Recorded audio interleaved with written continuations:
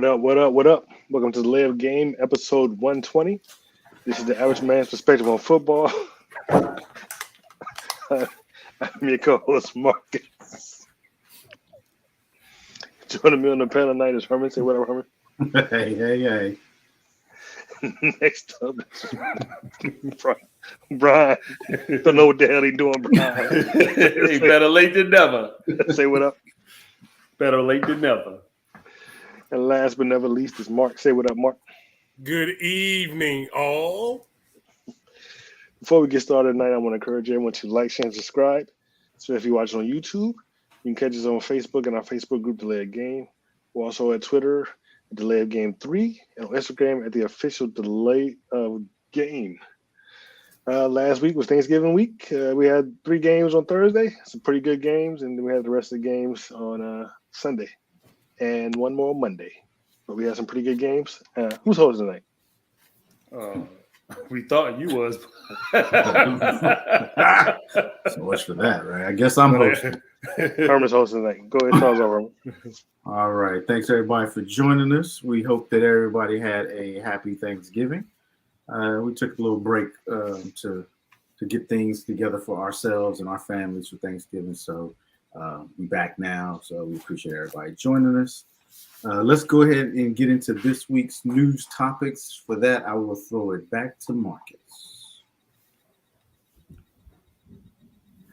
When Cleveland Browns star quarterback Deshaun Watson takes the field in Houston Sunday, 10 of his accusers will be in the building to watch the controversial quarterback play his first game since his suspension ended. Around 10 women, along with their attorney, Tony Busby, will be inside a suite at NRG Stadium for the 1 p.m. Eastern game, according to The Athletic, pitting 27-year-old Watson against his old organization, the Texans, who drafted him in 2017. I will be there to welcome Deshaun back to Houston, Busby told The Atlantic, saying he'd be there with the bells and whistles on. This dude, man, because he didn't get to go to trial. That's what it is. That's what it is. All right, I'm going to read the next news story. Buffalo Bills outside linebacker Von Miller has his sights set on returning to the field just in time for the pivotal AFC East showdown. Miller, who's dealing with a lateral meniscus tear, believes he could return in time to play the New York Jets in Week 14 and play through the injury. So this is kind of good news for Buffalo, considering they thought they might have lost him for the year. So that's something we'll have to keep our eye on and see how that all pans out. That would be a huge loss if he's not able to play through that injury. He's definitely been a spark plug to that defense this year. Yeah, definitely. Yeah. They're definitely going to need him, and especially if they expect to see Kansas City in the playoffs and win, they need him badly. All right, moving on to the next news story. This ought to be interesting. Brian, you're up. This is a family show, Brian. Family show. After the 28-27 loss to the Jaguars, Ravens quarterback Lamar Jackson went to Twitter. There he read a critic stating, "When someone is asking for over $250 million guaranteed like Lamar, games like this should not come down to Tucker." The QB clapped back, stating, "Boy, STFU. Y'all capping too much on this app. MFR never smelt the football. Never did this S, but eat a D." He did later retract the tweet. Man, when I read that, I couldn't believe it. I was like, this is real? I thought it was one of them jokes at first. I was yo. You know, the head coach had to address it. You know? I'm sure he did. This is a short case of, man, you cannot be reading the head. You can't be doing this stuff, man. You cannot. Especially right after a game, after that type of You can't loss. read this stuff. Just don't go on social media. No, just don't. Just don't. Yeah, that was a really bad look for Lamar. And also, the critic is an idiot too. You know how many games come down? You know how many Super Bowls have been won when it came down to the kicker? Yeah, he is. But he baited him, and he got it. Out of all the kickers, that's one kicker I wouldn't be doubting. I was surprised he missed it. For Me sure. too. Me too. I didn't even care how far the field goal was. I said, "Oh, this game is over." So yeah, Lamar has to. They could have been like he's kicking from the other team's goal line. It's like, oh, it's good. Yeah. All right, Mark, go ahead and wrap us out with the last news story. the Los Angeles Rams lost another key member of his team. Aaron Donald will miss Sunday's game against the Seahawks while he recovers from a high ankle sprain. McVay added that Donald won't need surgery, but is considered week to week. There's also been speculation that the Rams could just shut down their star players, with the team sitting at the bottom of the NFC West at 3-8. Yeah, they're done. Yeah, they're definitely done. They have fallen. Man, how the mighty have fallen. But they pin their hopes on that Super Bowl, which they accomplished. This year is whatever, you know. It's been injuries, and then the quarterback was hurt. He wasn't playing good, and then Cooper Kupp went down. But the injury bug is really tearing them apart right now. It is, but I mean, bug. Cooper Kupp, they was wearing him out. That And was that's their Stafford's offense. fault. You guys remember they lost 2 offensive players early this season too, so they're getting ripped with injuries. Yeah, and then there's an issue with the running back and the coach and them squabbling. The craziest thing is they're not even going to benefit from having a bad record because whoever got their draft picks is going to benefit. Yep. Man. Yep. So they sitting back loving Oh, that. and that's Cleveland. Yeah. When did Cleveland and Buffalo? So they're loving that. No, I'm sorry, not Buffalo. Where was Von Miller before? The Broncos. The Broncos. All right, so that's our news stories of the week. Thought we would run those by you. Let's move on to a hot topic. We're only going to do one. I don't know why we're only doing one. So we only got one. Right. Well, but that's a reason because we can really only afford to do one. When we do 2 or 3, then we have a 2-hour show. You're right about that. So with the Jets, No, go ahead. So with the Jets' recent benching of Zach Wilson, if you were the Jets head coach, how would you handle the situation? The Jets are 7-4 right now. They're right in the hunt for the playoffs. Would you give him his job back at some point this season, or would you roll with Mike White the rest of the way? Mark, I'll let you start this one. Zach Wilson was the number 2 draft pick in the 2021 draft pick. You drafted this man to be your future. You brought in all these assets to help you accomplish this, to get this done. It's a real tricky question. This is tricky. I honestly think he should have let him play it through it. You look at Tua, how he started out. He was a little rocky. You look at Justin Fields this year.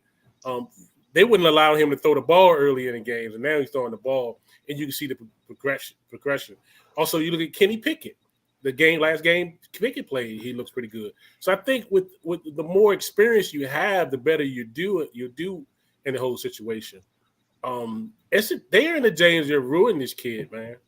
I guess the question is, would I bring him back? I think right now, I would have to go with the hot hand. If Mike White is the hot hand right now, I think you have to ride it out. But this is a real slippery slope. You invested a lot in this kid. You made him your future. Right now, it sounds like they doubting the whole situation. They doubting it. But I think they pulled him a little bit too soon. But I'm gonna ride the hot hand, so I'm gonna say no. I wouldn't put him back in there right now. Marcus. You said Marcus? Yeah. I'm Mark. I'm Mark. I went first. You're Marcus. No, Mark, you go again. I don't know. It's weird for me. It seems like the way the team celebrated after they won that game, it's like they had won a Super Bowl. And to me, that's almost the equivalent of them putting up that Nick Foles statue in Philadelphia after he won a Super Bowl.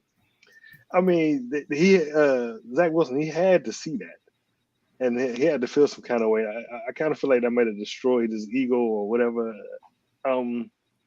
But I guess I got to go with Mark. Maybe just keep with the hot hand. And Zach Wilson has been looking like garbage, especially be a number 2 pick. But yeah, I would, they're at the cusp of being in the playoffs. They got a legitimate shot. I would go with the hot hand and just hope that what's the dude, Mike White? Is that his name? Mike White. Mike White. Yeah, Mike White. That he stays. He stays on course, because if he starts to look really bad, you're gonna have a hard time throwing Zach Wilson back in there. That's another interesting one. Would you do? Throw Flacco in there now? I mean, he's a vet. Statue, but he's a vet. I forgot Flacco was there, and he did win the Super Bowl. Yeah, I guess you might throw Flacco in there, but if they do that, then that means they've totally lost all confidence in Zach Wilson. Even I will start looking for a new place to be next year. But I say stick with my wife for right now. Brian? Yeah, in my mind, it's not a big issue. It's not I'm not really concerned with how well or how he takes it. He put this on himself. He played poorly twice against the Patriots, and then the second time around at a press conference when he was asked about his play, he didn't give the right answer. He gave the worst answer he could have given. He gave his coaches no choice in the matter. When you say that you were not responsible for that loss as the leader of your team, you basically put it on all them. It was all them, wasn't me. It's basically what you just told your team. So I'm riding Mike White until Mike White falls off a cliff. Now, I'm not. I mean, he's there. Zach is there, but he's my second string quarterback. As long as Mike White can lead this thing, because be honest with you, the Jets aren't winning because of quarterback play. They're winning because of defense and because of their running game. That's true. And as long as Mike White can keep that under control and we can keep winning these games, and I know I'm right here in the hunt, I'm definitely not bringing Zach back. Now, once Mike, throws like 3 or 4 picks in the game or something like that, then I'm going to bring Mike back. I'm not going back to Flacco. I'm going to bring back my quarterback that I did draft number 2 and try to see what we can figure out if he's going to be there for next year. But in my opinion, I'm sticking with Mike White. Mike White just do 3 touchdowns and 300 some yards. I think he can handle the reins, so I'm gonna let him stay. Well, and also the spinoff what Brian said, the running game and the defense is winning these games. I got 2 names for you: Trent Dilfer and Brad Johnson. I thought you were gonna say like Sauce Gardner. Both quarterbacks got that Super Bowl ring. Now, I'm not putting the Jets on that type of defense, but they got a good defense. They got a good defense. So yeah, Brian, you hit it 100%. No accountability. He lost that team. He wasn't even the backup on Sunday. He was third string. They didn't give him a uniform. Yeah, he was the third string inactive. So if I'm the head coach, when you lose the locker room, when your quarterback stands up there at a press conference and takes no accountability for what he did, he had 2 yards in the second half of that game. Yeah. How do you do that? Right. One, that is a feat. I mean, one screen pass to get you at least 5. Exactly. And then you take no accountability, none. He lost that locker room. I don't even know how they let him back in at the end of that press conference. At this point, if I'm Saleh, I'm riding out Mike White. And if Mike White struggles, I'm going to Flacco. Wilson, we'll see you next year, buddy. That's what it boils down to. Nah, but if you go to Flacco, then I think Zach Wilson has to be gone next year. What you mean? No, he doesn't. He doesn't have to be gone next year. I'm sitting you down for the year. You're gonna learn. You're gonna learn what it learn to. It depends on how your season goes, Herman. It depends on how your season goes. I mean, you can't. If Mike White takes you to like the championship game or deep in the playoffs, then you got a great backup. Maybe that's your quarterback. Just like Cooper Rush. You got a great backup, just like Cooper Rush. Nobody thought Cooper Rush. He might be the one. That's more like that RG3 and Kirk Cousins issue. Nah, because Mike White, you didn't spend nothing on that guy. Right, but they ain't spend nothing really on Kirk. Well, they did spend a little something on Kirk. Yeah, I mean he was a 4th rounder, but I mean you let Zach start over, and I think he would learn. It would humble him. I don't think it ruins him. I think it'll teach him that if you're going to be the leader of a football team, the first thing it starts with is accountability. When the team loses, it's your fault, and when the team wins, it's somebody else's fault. Yep. That's what it boils down to. And I think there may be a little bit more to it that, you know, they talk, there's rumors about his arrogance, and the way he answered that question, very arrogant. Very I couldn't believe he said that. I was shocked. Me either. Yeah. I tell you one thing that you said about his players. You know, the two young wide receivers, Elijah Moore and Grady, the rookie, they were more hyped with White being in there than they were with Zach Wilson being in there. Because so you may be on point on that. They believe in him, and there had been rumors that back at training camp, players was kind of looking at him like his arrogance was the problem. Yeah. So they're gonna get behind somebody who's gonna stand up there and lead the team and takes accountability. As long as Mike White don't get up on the podium and say no, you know, if he has a bad game, he'll be fine. I think he'll be fine. It's similar. It may be the first time in history I've ever seen a quarterback not take responsibility. Yeah, I was shocked. I was like, oh, and then you know, they immediately asked Saleh in his press conference, you know, was he going to get benched? And at first Saleh was like, no, but I think once he saw the reaction of the team, he was like, nah, I can't roll this guy back out. You know, you shouldn't be shocked he didn't take responsibility, because he never took responsibility for having relations with his mama's best friend. Got a point there. He didn't deny it. Definitely got a point there. So it's going to be interesting to see how it plays out. But I think that, like you said, if Mike White gets a hot hand, you got to roll with that hot hand. There's no going back to unless it's an injury. That's the only way I can see you going back to Zach Wilson. Yeah, I agree. All right, fellas, good hot topic. We will move on to last week's picks. Give me a second to pull this up. You know, I'm hosting and running the boards. Somebody's just on the show right now. Well, I mean, be honest with you, the other three are just on the show right now. All right, so let's move into the first Thursday Thanksgiving game. You had the Buffalo Bills traveling into Detroit. Detroit, you know, annually hosts the one of the Turkey Bowl games. Buffalo squeaked by with a win, 28-25. Josh Allen was 24 for 42, 253 yards, 2 touchdowns, 1 interception, and he was sacked 3 times. Leading rusher for the Bills was Josh Allen, 10 rushes for 78 yards. And leading receiver for the Bills was actually Isaiah McKenzie, 6 receptions, 96 yards, 1 touchdown. And Stephon Diggs was right behind him for 8 receptions, 77 yards, and 1 touchdown. On the flip side, Jared Goff, 23 for 37, 240 yards, 2 touchdowns. He was sacked 2 times. Jamal Williams, leading rusher for Detroit, 18 carries, 66 yards, 1 touchdown. And the leading receiver for Detroit, Amon-Ra St. Brown, 9 receptions, 122 yards, and 1 touchdown. I know we didn't pick, but I would have picked Detroit in this game. Huh? I'm sorry. Rewind. I would have picked Buffalo. No. You said Detroit. Whatever. You gotta wear the hat. You know, you gotta wear the hat on right now. Put it on there. Yeah, we know I would have picked Detroit in this one. You know, He just said it again. God, I did. See, I'm hungry. Right? Detroit. I would have picked Buffalo in this game. Josh Allen, you know, their run game, they got to do something about this run game. Your quarterback shouldn't be your leading rusher. He's been out a couple of times this year. Yeah, He's and then most he's of the throwing time. for 42 yards. Like, it's crazy, man. But the thing that they're not talking about, just real quick, Josh Allen is not playing good football right now. He leads the league in interceptions. He leads the league in red zone interceptions, I believe. I think I looked that up. Nobody's talking about this. They're talking about it.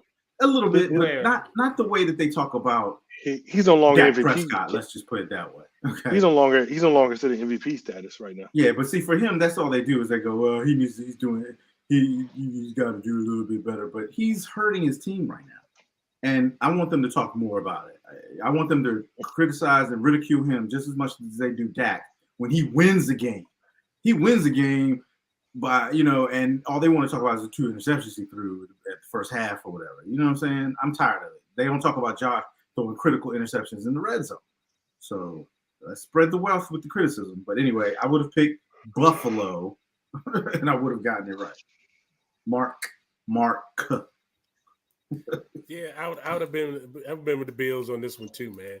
The Lions went toe to toe against them in this particular game, man.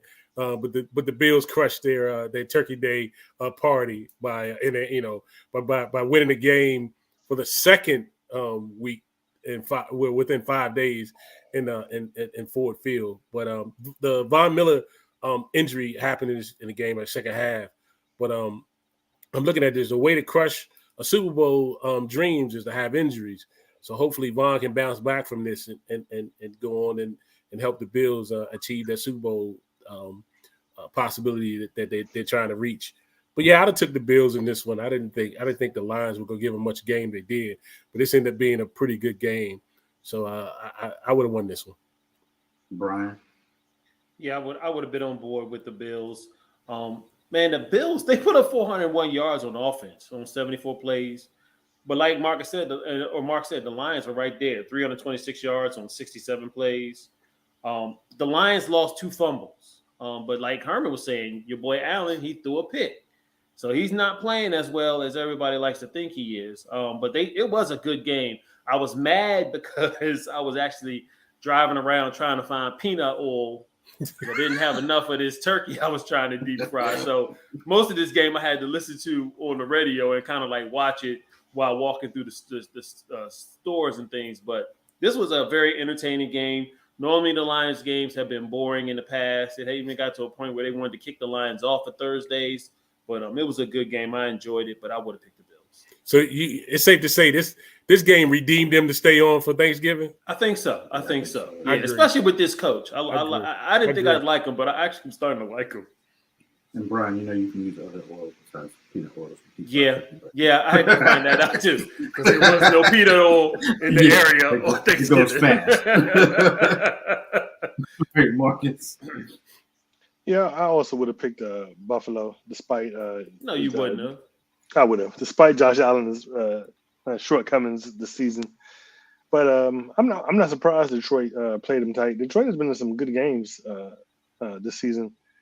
They seem to come close a lot.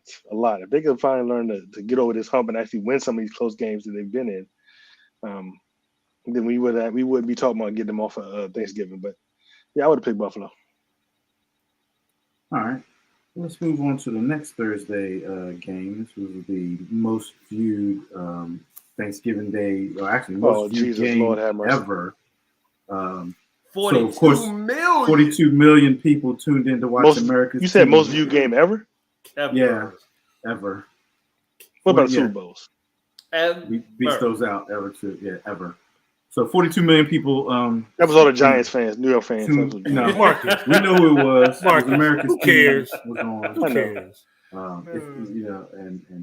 Yeah. So, thanks haters for watching. Thank you fan base. Of course, we always watch. The New York Giants traveled to the Dallas Cowboys to take on Dallas on Thanksgiving. The Cowboys woke up in the second half and commenced to whipping the Giants. The score was 28-20, but it wasn't that close. Dak Prescott was 21 for 30, 261 yards, 2 touchdowns, 2 interceptions, no sacks. Leading rusher for the Cowboys was Ezekiel Elliott, 16 carries for 92 yards. Leading receiver, CeeDee Lamb, 6 receptions, 106 yards. And Zeke had 1 touchdown. On the flip side, Daniel Jones was 21 for 35, 228 yards, 1 touchdown. He was sacked 3 times. Saquon Barkley was kept in check, 11 carries, 39 yards. And he had a touchdown. He was a non-factor at all. That's me laughing at Saquon's statistics. Darius Slayton, 3 receptions for 63 yards. Marcus, I'll let you start this one off. We know you would have picked the Giants. First of all, don't be. Yeah. Before y'all start, don't lie. Tell the truth. Don't lie. Tell the truth. No, first of all, don't put words in my mouth. But yeah, I would have chose the Giants for no other reason, just to be a hater. But I would have thought little looking slow running Daniel Jones and Saquon could have pulled it out, but they didn't, despite them looking good in the first half. But Dallas came back and put the hurting on them. But I would have chose the Giants, and I would have been wrong. Did the Giants look good, or did the Cowboys just play bad? Yeah. Both. We No. slept Both. walk. No, I think no. the Giants looked Cowboys good the played first bad half. No, they didn't. Mark, who would you have picked? I would have took the Giants for sure. The Cowboys trailing 13-7 at halftime. They came back with some adjustments, with necessary adjustments against the Giants blitz, and they tore them up the second half. They swept them this year. This is the second victory on them. But Dak has beat them 10 times in a row. I would have took the Giants because I ain't want y'all crap Bama's to win. So yeah, Especially I on lost Thanksgiving. this Well, of course, I would have taken the Cowboys because, of course, a real Cowboys fan, we know that we own the Giants. Dak, like Brian just said, Dak has beat the Giants 10 times in a row. 10. We slept walk through the first half. We didn't come out on firing on all cylinders like we should have. But the defense was right there. I mean, Barkley was a non-factor. 11 carries, 39 yards. He averaged 3.5 yards a carry. Non-factor. Not to mention the drop on 4th and 1. Yeah, because Fourth and Daniel two, Jones can't complete a pass, But America's team got watched. America's team won. Thank you for the 42 million viewers who watched America's team. We know all of y'all was watching. We know everybody was watching America's team, but I wasn't looking at it. No, you Cowboys. was glued. How did I mute you? Gotten it right. Both of y'all's stomach was probably hurting after that I game. know it was. I just knew he was going to lose. Brian, go ahead and wrap this one up. Take your time. Talk about it. So here's the thing. Y'all said, the Cowboys was moving slow, all this. How you put up 430 offensive yards on 69 plays going slow? Defense did what they had to do. Like Herman said, the Giants only put up 300 total yards on 59 plays. Cowboys dominated time of possession, 34 minutes and 9 seconds to 25 minutes and 51 seconds. We did throw the 2 picks, but we were 0 for 1 on 4th down, which was part of the reason why the Giants were in this game. It is Who is my we? turn. Who is we? We are America's team. Yeah, America's team. That's You was there? You was there playing? I was there in spirit. I was there in spirit. Okay. I'm always there in spirit. My heart belongs to Texas if it makes you feel better. My heart bleeds blue and white too. So don't cut me. The Giants were 0-2 on 4th down. 3 for 11 on 3rd down. I knew the Cowboys was going to win. I had no question the Cowboys was going to win. I was just a little upset that they took so long, and I had to sit there and have these Giants fans thinking that they had a prayer. Cowboys all day, about to take this NFC East. Let's go. All right. Let's move on to the last Thanksgiving game. We had the New England Patriots traveling into Minnesota to take on the Minnesota Vikings. Kirk Cousins was 30 for 37, 299 yards, 3 touchdowns, 1 interception, and he was sacked 1 time. Leading rusher for the Vikings was Dalvin Cook. He was a pedestrian 22 carries for 42 yards. Thanks, Dalvin, for nothing this week. Fantasy. Justin Jefferson was 9 receptions, 139 yards, 1 touchdown. Of course, he's doing his thing week in, week out. On the flip side, Mac Jones was 28 for 39, 382 yards, 2 touchdowns, no picks, but he was sacked 3 times. Ramondre Stevenson, 7 carries for 36 yards. Patriots never have a run game, man. I don't know. They do. Just not tonight. It just wasn't. Ramondre Stevens has been actually pretty good this year. Been very decent. Uh-huh. And then the leading receiver was Devontae Parker, 4 receptions for 80 yards, no touchdowns. Matter of fact, how many receptions did Ramondre Stevens have? Oh, yeah. He had 9 receptions for 76 yards. So yeah, they incorporate that as part of their into their run game. Yeah, I get that. All right, so I'll go first on this one. I actually would have picked the Patriots to win this game. After the shellacking that the Cowboys gave Minnesota, I thought maybe they were going to start that downward trend because they had peaked too early.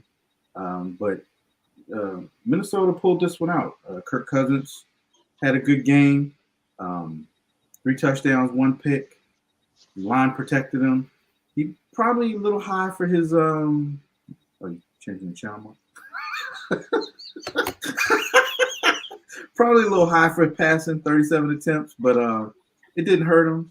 Yeah, I don't know. You know, the Patriots, they're always in these games. They're always right there, but they're just, I don't know, they're missing that hump, I guess, of getting over the hump. But I would have picked the Patriots. I would have got this one wrong. Brian, who would you have picked? I think I would have gone with the Vikings. I think. I'll be honest with you. This one would have been a hard one for me to pick. But the Patriots, like Herman said, they got 409 yards of offense on 55 plays. They won time of possession, 36 minutes and 17 seconds to 22 minutes and 43 seconds. Cousins threw a pick in this game. How did the Patriots not take advantage of this and get this W? I don't understand. I mean, they only put up 348 yards on 66 plays. I think I would have picked the Vikings, but I'll be honest with you, it would have been a toss-up. Marcus?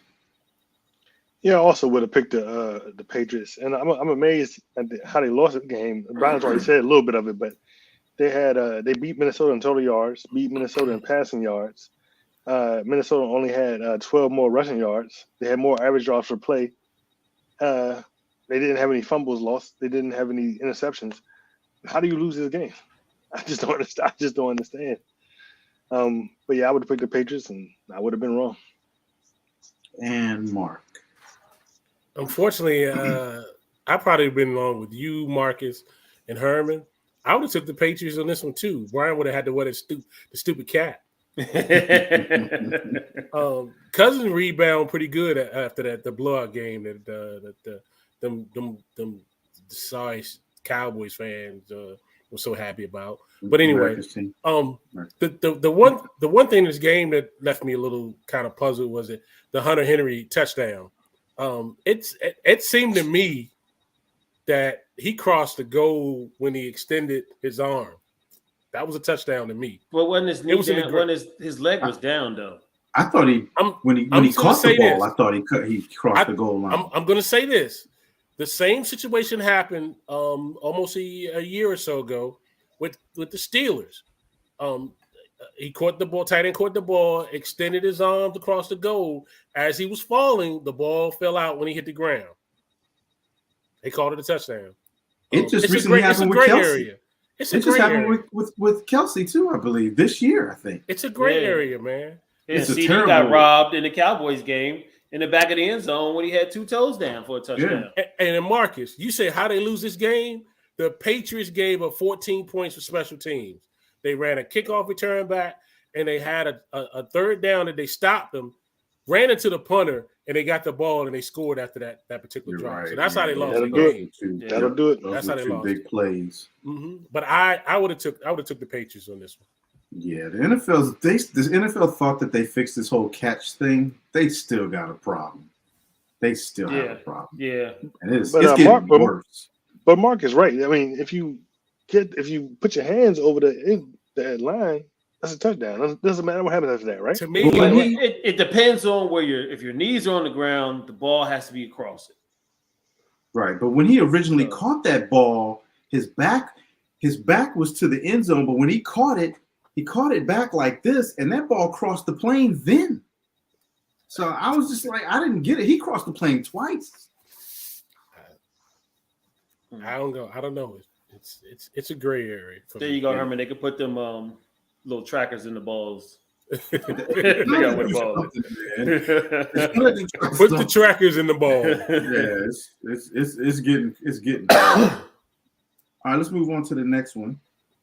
We had the Cincinnati Bengals traveling to Tennessee to take on the Tennessee Titans. Bengals pulled this one out 20-16. Joe Burrow was 22 for 37, 270 yards, 1 touchdown, no picks, 1 sack. Leading rusher for the Bengals was Samari Pirine. Is that his name? Mm-hmm. 17 carries, 58 yards, 1 touchdown. Joe Burrow was the second leading rusher, 9 carries for 32 yards. And then T. Higgins, 7 receptions, 144 yards, and 1 touchdown for the leading receiver for the Bengals. On the flip side, Ryan Tannehill, 22 for 34, 291 yards, no touchdowns, no interceptions, was sacked 1 time. Derrick Henry, 17 carries for 38 yards, no touchdowns. And the leading receiver was Derrick Henry, 3 receptions, 79 yards, no touchdowns. So did they kick all field goals in there? It's not. What was that score? 2016. 2016. So what did they? Who scored a touchdown? I'm trying to figure. Special teams, defense. They didn't score on offense. They scored on defense. Did they? They scored 1 on defense. They had to, right? I'm looking through the stats and I'm trying to figure out where their score came from. No, they didn't score anything on defense. So you told me They the went on, kicker? couldn't have been on field goals. The kicker was 3 or 4. No, because you can't add up to 16. The kicker was 3 or 4. So they had to score the touchdown somewhere. Where did it come from? Well, let me look at the. What you call it? Henry didn't score? They scored a Nobody- touchdown. They- Who scored it? Maybe Tannehill? Did he rush one in? No. This is crazy. I'm looking at the stats. for Derrick Henry. touchdown. Derrick Henry scored a receiving touchdown. No, No. he didn't. When, Not when, according when to he this. did he do the jump pass on it? No, that was When did last that week. That was last week. Oh. All right, let's I was get thinking the into same thing. That's why I was like, I'm looking through these stats. I'm gonna try to see if I can find it. But go ahead, Marcus. Who would you have picked for this game? To be honest with you, I probably would have picked Tennessee just because I have Derrick Henry in my fantasy, and I would want to score some points. To me, these teams the are pretty defense. The defense. Was it Trayvon fumble Burks. recovery? Trayvon Burks, fumble recovery and end zone. Okay. Okay. One play, Okay. 75 yards. That's not on the NFL stat sheet anywhere. It's on ESPN. NFL need to do better. How you gonna let ESPN do that? But you know what they also say to our audience. None of us watch that damn game. No, we just might not have remembered exactly how they Wait a minute. There was one person that said defense. That was me. Yeah, it was you, but you were guessing. You would guess. I saw the defensive touchdown. Go ahead, Mark. But I probably would have picked Tennessee just for that. And I feel like these teams are pretty evenly matched. And right now they're even at 7-4, and I still think Tennessee needs to drive this. They need to show to be a playoff contender this season. Everybody's talking about Kansas City and Buffalo. They really need to step up and do this season. So I probably would have picked Tennessee, and I would have been wrong. Yeah, Tennessee's gonna get in the playoffs because their division's terrible. Yeah, they're going to that win is the true. division. They're Yeah. gonna that win the is true. division. But I think I'm with you, Marcus. I would have picked Tennessee just off of them being the home game and the fact that Mixon was out. Chase was out. Yeah. So the Bengals was very shorthanded going into this game.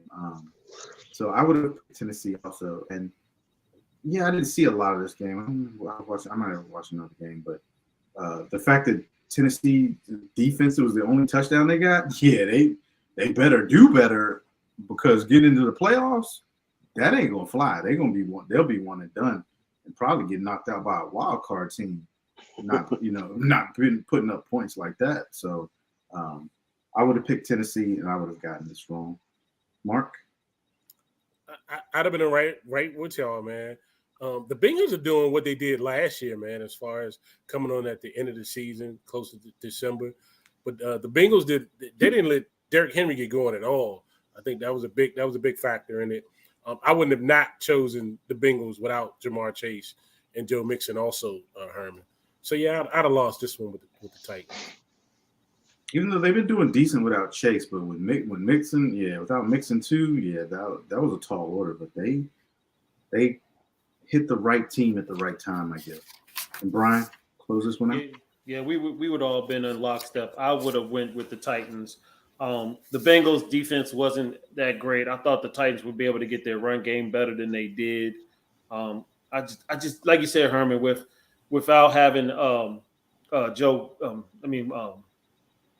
What's the running wide receiver? Jamar Chase and Chase. Joe. Yeah, I didn't think that they had enough offense to be able to do it, and I thought that the Titans would get to Burrow more. So I would have went with the Titans. I would have been wrong. That's another good factor too, because the last playoff game they had, I think they sacked him like 7 times. Yeah. You're right. I think the Titans are missing AJ Brown right about now. Oh yeah. Yes. Oh yeah. That trade's maybe not looking so good. All right, let's move on to the Sunday nighter. We had the 4-8 Packers, we had the Green Bay Packers traveling to the Philadelphia Eagles. Eagles won this one 40-33. At first, this game, actually, the first quarter, it looked like it was going to actually be a good game. Green Bay was right there. They answered right back to the 2 scores from Philadelphia. End of the first quarter, the score was actually 14-13 Green Bay.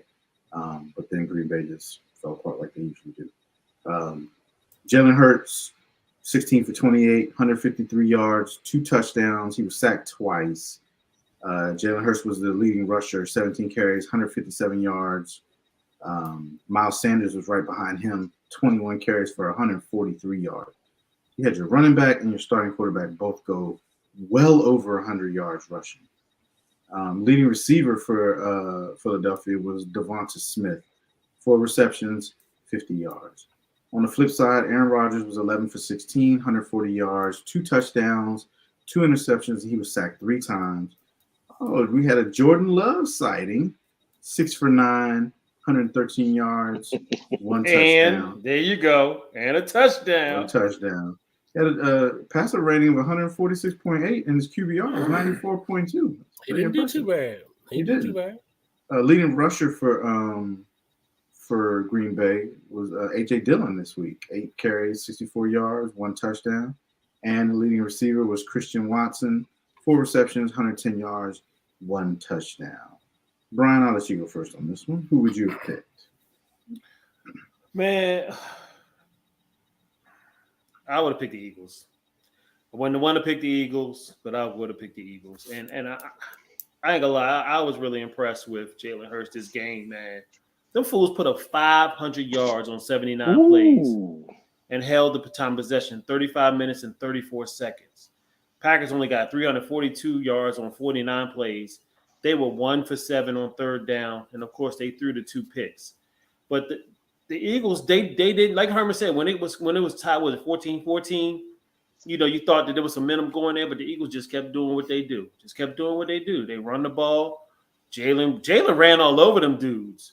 They could not stop that guy. How many yards did he run for, Herman?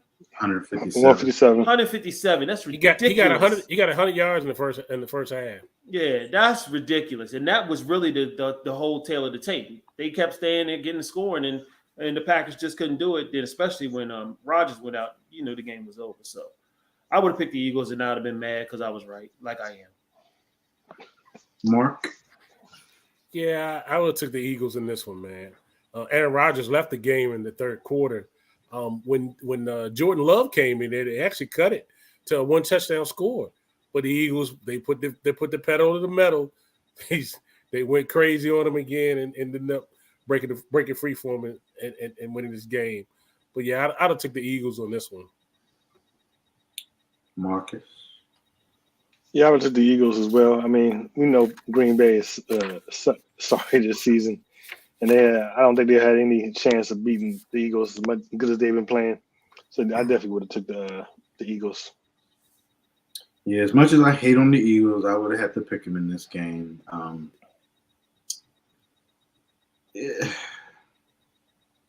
just going to say this. The Eagles, they're playing with fire. They're 1 play away from not having this. Jalen Hurts, yeah. If you want a running back who can run 17 carries for 157 yards, those are the numbers you want. Passing wise, he doesn't scare me passing wise. He just doesn't. Dumping off, he's averaging. In this game he averaged 5.5 yards a pass.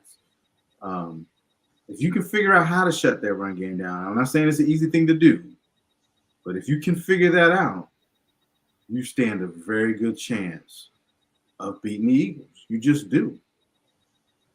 So we're gonna see. And they had a couple injuries.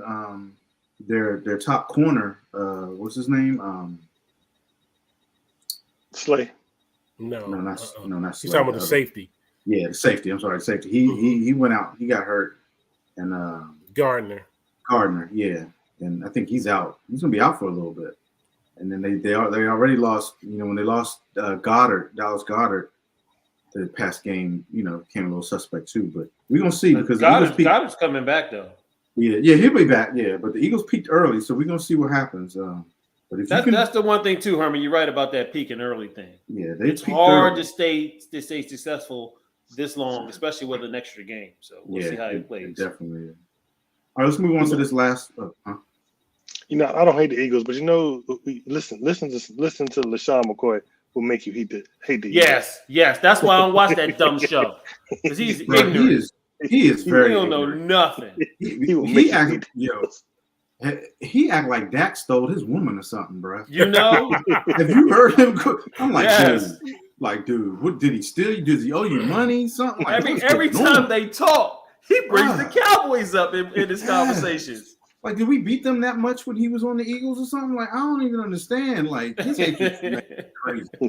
It's crazy, bro. Like, even like I would watch Stephen A. before I would watch McCoy. I think I would too. I hate. I don't like watching him, Stephen A. So, all right, let's move into this last Monday night game, man. It turned out to be a decent game, even though they had two bad teams on Monday night. Watch your mouth. Watch your mouth. Really, really bad team on Monday night. So the Pittsburgh Steelers traveled into Indianapolis and beat the Colts 24-17. Kenny Pickett, 20 for 28, 174, no touchdowns, no interceptions, but he was sacked 3 times. Benny Snell Jr. was leading rushers, 12 carries, 62 yards, 1 touchdown. Najee Harris was behind him, 10 carries, 35 yards, 1 touchdown. Leading receiver was George Pickens, 3 receptions for 57 yards. On the flip side, the old stallion Matt Ryan, 22 for 34, 199 yards, 1 touchdown and 1 pick. He was sacked 3 times because that dude is a statue. Jonathan Taylor. He ran in that game, Herman. If you want to call that running, Shoot. He power walked. Right. Jonathan Taylor had 20 carries, 86 yards, and 1 touchdown. And leading receiver was Jelani Woods, 8 receptions, 98 yards, no touchdown. I'm gonna go first. I would have picked Pittsburgh. They were the better out of 2 bad teams. That's pretty much what that boiled down to. It's good to see you guys rolling with Kenny Pickens. He's getting the experience he needs. He's not causing y'all to lose games. Your run game, I think, is maybe the lack thereof, maybe hurting you guys or hurting Pittsburgh. They've had that for a couple years in a row now, though. Yeah, that's very true. But I would have picked Pittsburgh, and I would have got this one right. Brian, who would you have picked? Yeah, out of the lesser of 2 evils, I would have probably went with the Steelers too, only because of Matt Ryan and the fact that the Colts have an offensive lineman as a coach. I mean, if Omar can't beat him, man, you might as well go ahead and retire. So I would have picked the Steelers. I would have been right, but to be honest with you, I fell asleep on this game. Yeah, I did too after the second half. I knew it was going to be a close game, though. I could tell that. So. That's because they sucked, though, Herbert. It wasn't because it was a good game.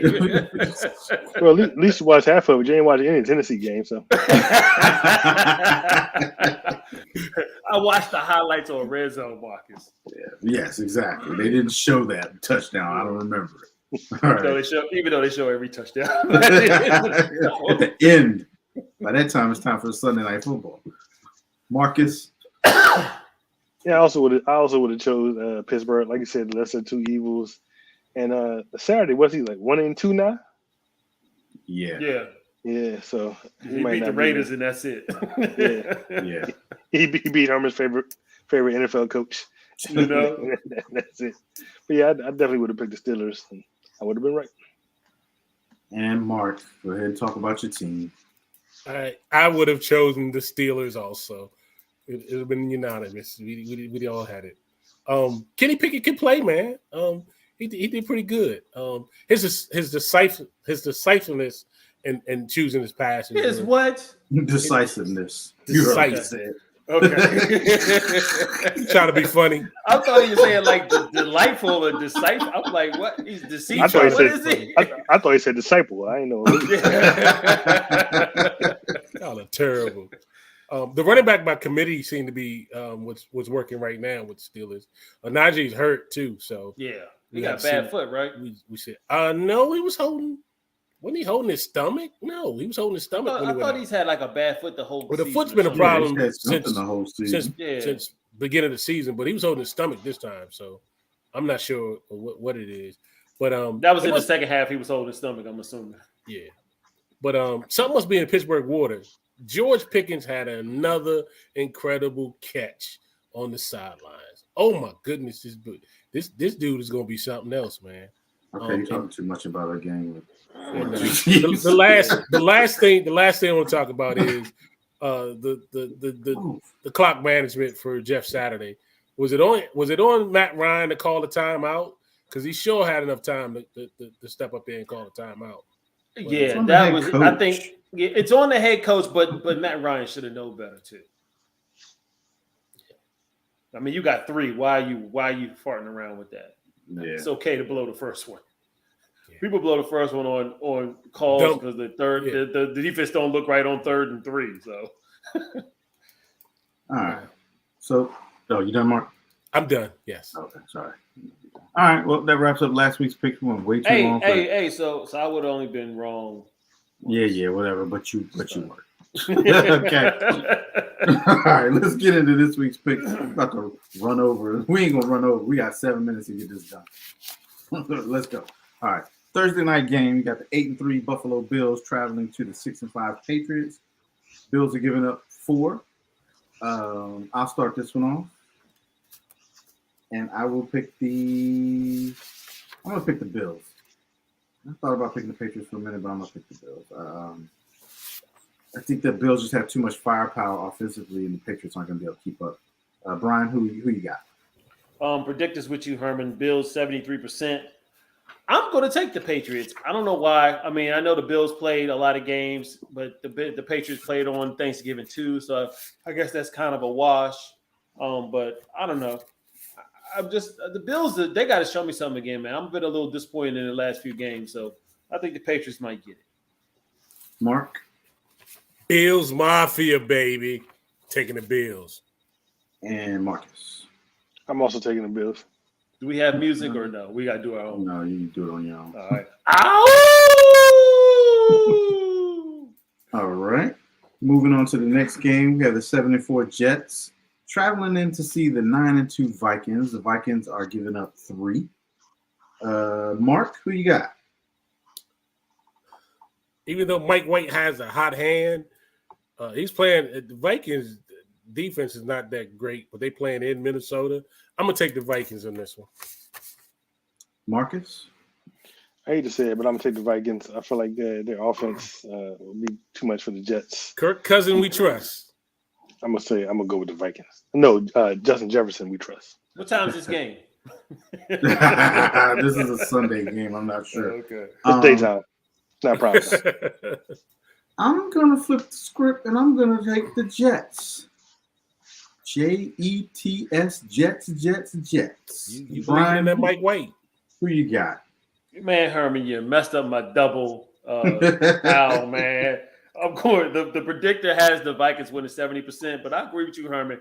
That defense, Sauce Gardner is going to stop Justin Jefferson, and Kirk's going to be on his butt most of the game. I like the Jets. All right.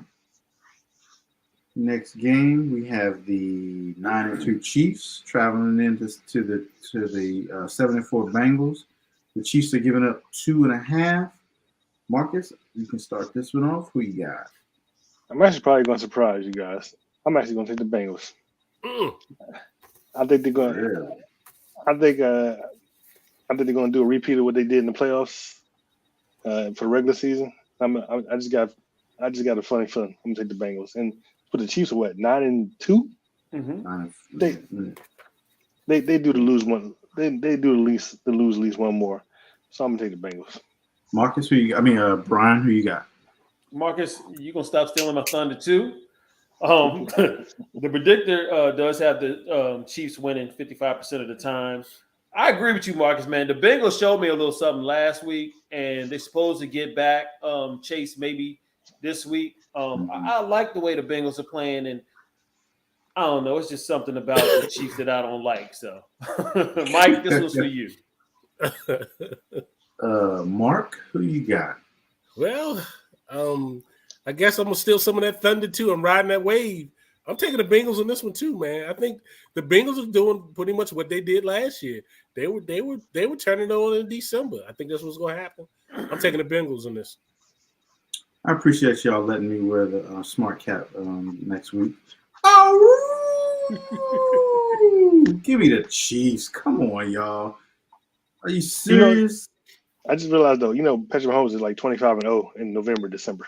No, but you also he's 0-2 against Joe Burrow. He is, but this will be the revenge game. The revenge game. The Chiefs will make a statement in this game. They will beat the Bengals. It's going to be a good game. Hey, y'all! If the Bengals lose, we gotta find a way not to have a show next week, so Herman don't have to.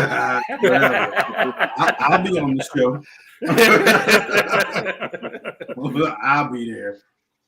All right, let's move on to the next one. We have the 7-5 Commodores taking on the 7-4 Giants. The Commodores are giving up 2.5. You got it on here, the Commodores. Who changed this to Commanders? I did. It's not. Mine says it's on my screen. Commodores. There you go. The Commanders. Commodores are giving up 2.5. Mark, you can start this one off. Who you got? That's why I'm easy like Sunday morning. I'm taking the Commodores. Brian, who you got in this one? Man, the predictor is close. It has the Giants 51%. The Commodores at 51%. The Giants at 49%. These teams are both phony to me, man. But I think that the Commodores are more phony than the Giants. So give me the Giants. Okay. I'm actually rolling with you on this one, Brian. I thought I was going to be alone on this one, but I'm taking the Giants too. I'm not. How do you think you ever going to be alone on a Commodores game? Well, that's true. I thought you might pick the Commodores. I bet you Marcus go pick the Giants. But yeah, I'm rolling with the Giants. I think Saquon's going to get back on track, and then especially if Wichita plays this week for the Commodores, Chase Young. It's going to mess that whole defense up. So I'm going with the Giants. Marcus, who you got? I got one word for you since you want to call them Commodores. Night shift. I'm going with the night shift, sir. In Heineke, we believe and trust. So that's a split, right? Because Mark, you picked the Commodores. Yes. Hey, man, it's a day game. What you mean night shift? Right. That's a Commodore song. I know, dude. Marcus. I know. All right. Let's move on to the Sunday nighter. We got the 4-7 Colts coming in to see America's team, the 8-3 Cowboys. Cowboys giving up 11 points. Jeez. Mark, we ain't got to spend a lot of time on this. Yeah, we do. I don't even know why we picked this game. Because it's Sunday night. Hey, for real, this game should have been flexed out of Sunday night. Shouldn't it have? I'm serious. The Cowboys, man. Hey, for real, all these good games, man, they could have put the Jets, Vikings, the Chiefs, Bengals, the Patriots, Bills. Any of these games would have been a better choice. I think they must be limited to the number of ones they're allowed to flex out, I think. And I think it's a certain time of the year, too, isn't it? No, it's time to start flexing. They're doing it already. Okay. Somebody was going to flex. Somebody did it last week. I think it's next week because the next Sunday night got flexed. Even they're figuring it's because of the Cowboys. They know that they're going to get viewership. Marcus, who you got? I'm taking the Cowboys. I ain't picking no Colts. Get out of here. Of course, I got the Cowboys, and Brian, wrap it up. Man, did Mark answer? I did. What'd you say, Mark? Cowboys. I hate when you pick my team. I did Just too. for the record, man. But this is basically going to be a swan song for the Colts quarterback. He's going to die. We're going to kill him. They're not going to run, so it's not going to be a good game. It's going to be a slaughter. And y'all can probably go to bed early. Cowboys all day. All right. And then the last one is going to be the Monday Nighter. We got the 4-8 Saints traveling to the juggernaut 5-6 Bucks. the South leading Bucks, Herman. Yeah, the 5-6 South leading Bucks. Bucks are giving up 3.5. Marcus. But... Yeah. Marcus, who you got in this one? I'm going to take the Bucks. I don't have much faith in the Saints, so I'm going to take the Bucks. Even though the Saints do own the Bucks in regular season, but I'm going to take the Bucks. Mark, who you got in this one? I'm going to take the Bucks also. Tom Brady. I'm going with the Saints in this one. I know the Saints own the Bucks. This will make the division really interesting if the Saints can pull this one off. So I'm going to go with the Saints in this one. I think they're going to pull the upset. Ryan?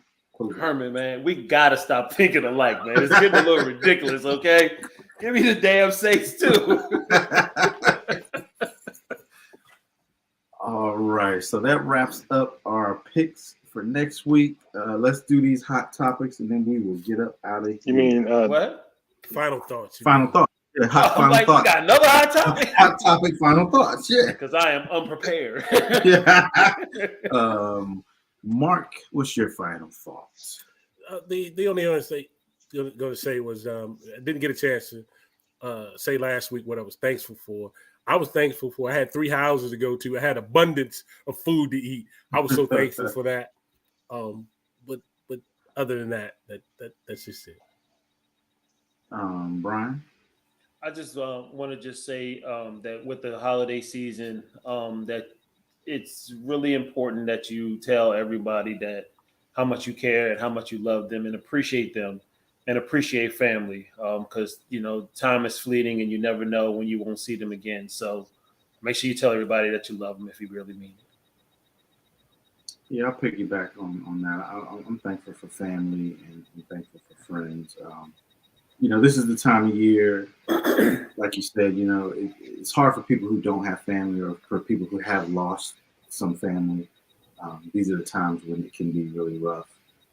But the ones that you do have, tell them you love them, family and friends who are family. They may not be blood, but they are family. I'm thankful for all you guys and our 2 other cohorts who aren't on the show with us.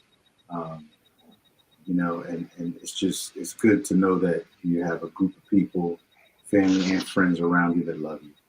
So, be thankful and I hope that everybody, we're going to be here in the coming weeks, but I hope everybody can enjoy the holidays with their family. Marcus, send us home.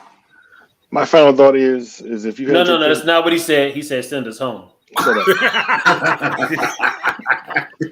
My final thought is if you had your Christmas tree up before last Thursday, there's a special place in hell for you. Yeah, shame on you. Whatever. On you. Look, shame. There's nothing to decorate for Thanksgiving, so you have to go straight to Christmas. Decorate the table with food, Herman. Yes. Food. You know what's so funny about that is because normally Marcus don't have a final thought, so he finally had one. Hey, but look, I'm 100% behind him on that one. Now y'all can play y'all goddamn Christmas music. Walmart. Whatever. I like it. I like it. All right, Marcus, take us out.